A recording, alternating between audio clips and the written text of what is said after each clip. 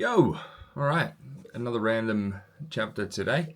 Again, really praying that, if somebody needs to hear this, or if there's something I need to learn from this, that happens. We're going into Joshua 2, which is all about the prostitute Rahab hiding the spies of Israel. Now Joshua the son of Nun sent out 2 men from Acacia Grove to spy secretly, saying, "Go view the land, especially Jericho." So they went and came to the house of a harlot named Rahab and lodged there. And it was told the king of Jericho, saying, "Behold, men have come here tonight from the children of Israel to search out the country." So the king of Jericho sent to Rahab, saying, "Bring out the men who have come to you, who have entered your house, for they have come to search out all the country." Then the woman took the 2 men and hid them. So she said, "Yes, the men came to me, but I did not know from where they were from. And it happened as the gate was being shut, when it was dark, that the men went out.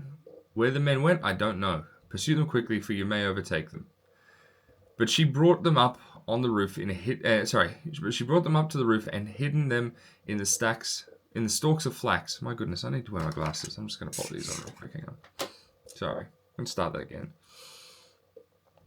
Then the woman took the 2 men and hid them. So she said, "Yes, the men came to me, but I did not know where they were from.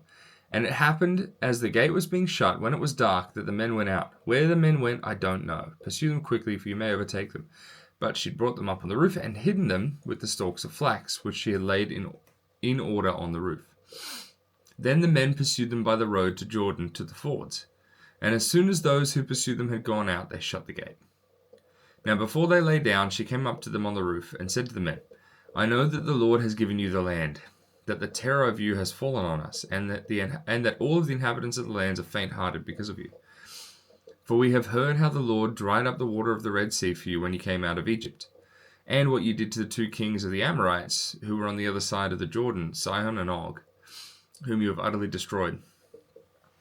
And as soon as we heard these things, our hearts melted. Neither did there remain any more courage in anyone because of you. For the Lord your God, He is God in heaven above and on earth below.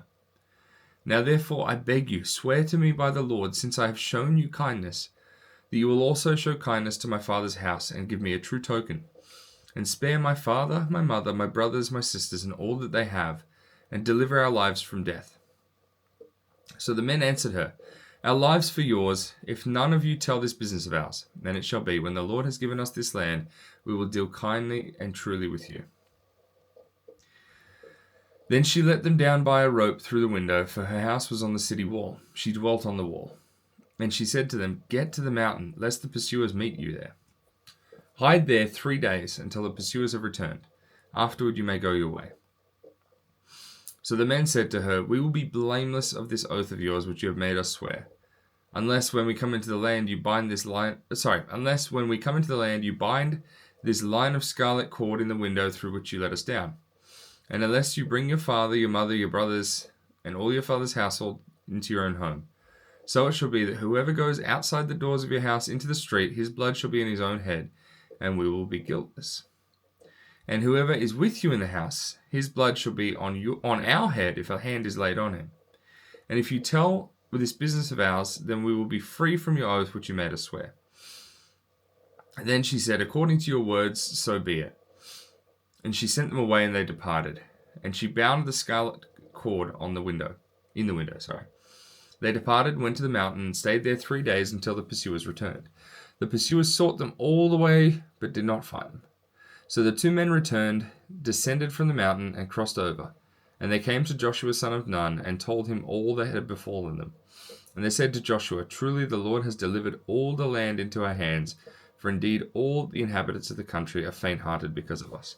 This is cool. This is wild. So the hero of this story is a woman from Jericho. I'm pretty sure it was Jericho, wasn't it? Yeah, especially Jericho. Yeah, view all the land, especially Jericho. And the woman was, as the Bible says in this translation, New King James, was a harlot. And she was not an Israelite. She was not one of God's chosen people. And yet God used her. God used her for good. She also submitted to God and said, I fully recognize, like, our people are faint-hearted because of you. Our people fear because of you. Our people, have heard what's going on. We know that your God is God. Where does it say that, actually? I want to...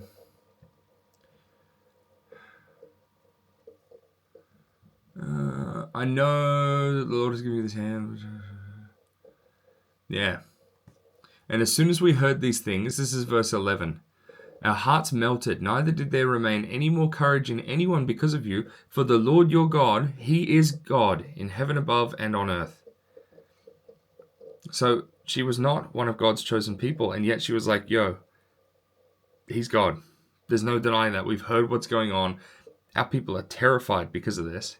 I submit to you, and I beg you in return, being God's people, spare me, spare my family.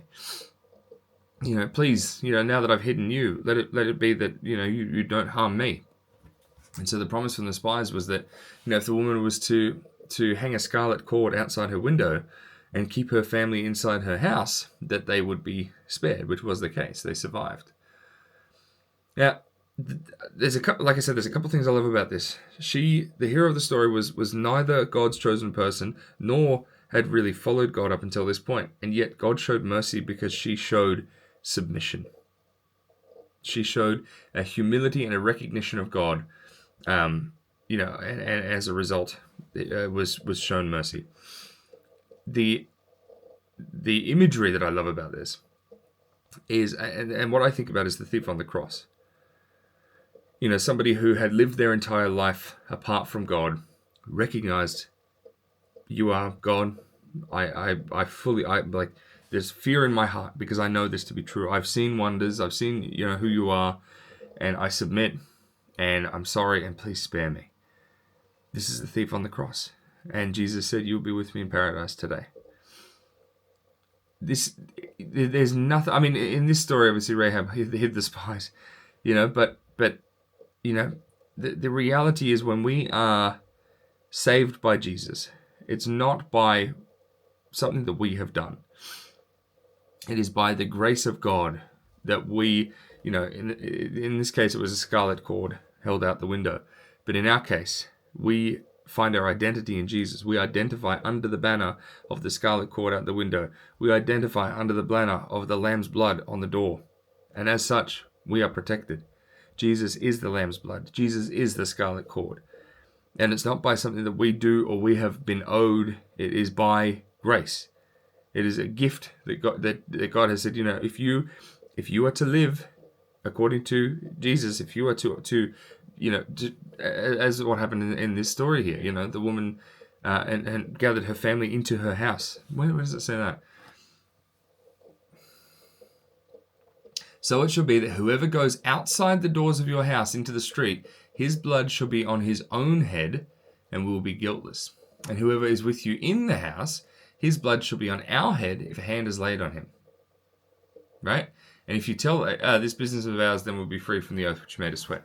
So basically, there's a promise saying, you hang the cord out of that window, we will know to spare everyone in that house. If your family are inside that house, they will be spared. That's our promise. We can't spare your family if they're not identified by the scarlet cord and protected in that house. The same thing goes with Jesus. We are to be identified as followers of Jesus. We have been crucified along with him, and we now we identify with Jesus, is what I'm trying to say. And again, it's nothing that we have done to earn that. That is purely Jesus. But the same thing goes, if we step outside of our identity in Jesus, if we reject who Jesus is, we refuse to submit to him, we step outside the doors of the house. When the day comes that the city is breached, when the day comes that the world is, the final day, or our final day, it's our blood is on our own hands, and that's not where you want it to be. I would certainly rather my blood be, or my life, everything I am, be in the hands of Jesus, knowing I fully trust Jesus in everything.